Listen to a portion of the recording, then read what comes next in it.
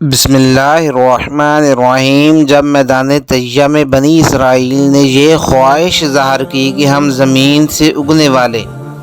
غلے اور ترکاریاں کھائیں گے، تو ان لوگوں کو حضرت موسیٰ علیہ السلام نے سمجھایا کہ تم لوگ من و سلویٰ کے نفیس کھانے کو چھوڑ کر گیہوں، دال اور ترکاریوں جیسی خسیس اور گھٹیا غذائیں کیوں طلب کر رہے ہو؟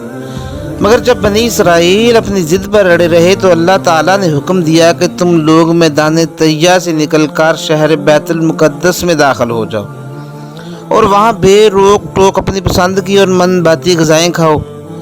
مگر یہ ضروری ہے کہ تم لوگ بیت المقدس کے دروازے میں کمال ادب و احترام کے ساتھ جھک کر داخل ہونا،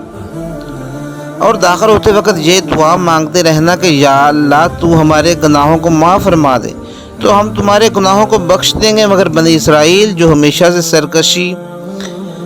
اور شرارتوں کے عادی اور خدا کی نافرمانیوں کے خوبر تھے، بیت المقدس کے قریب پہنچ کر ایک دم ان لوگوں کی رگے شرارت بھڑک اٹھی، اور یہ نافرمان لوگ بجائے جھک کر داخل ہونے کے اپنے سرینوں پر گھسیٹتے ہوئے دروازے میں داخل ہوئے اور حتۃ معافی کی دعا مانگتے ہیں کہ بدلے حبۃ فی شعرۃ، ایک دانہ ہے ایک بار میں کہتے ہوئے اور مذاق و استہزاء کرتے ہوئے بیت المقدس کے دروازے میں گھستے چلے گئے۔ فرمان ربانی کی اس نافرمانی اور حکم الہی کے ساتھ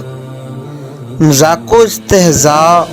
کی وجہ سے ان لوگوں پر قہر خداوندی بصورت عذاب نازل ہو گیا کہ اچانک ان لوگوں میں طاعون کی بیماری وبائی شکل میں پھیل گئی، اور گھنٹہ بھر میں 70,000 بنی اسرائیل درد سے کراہتے ہوئے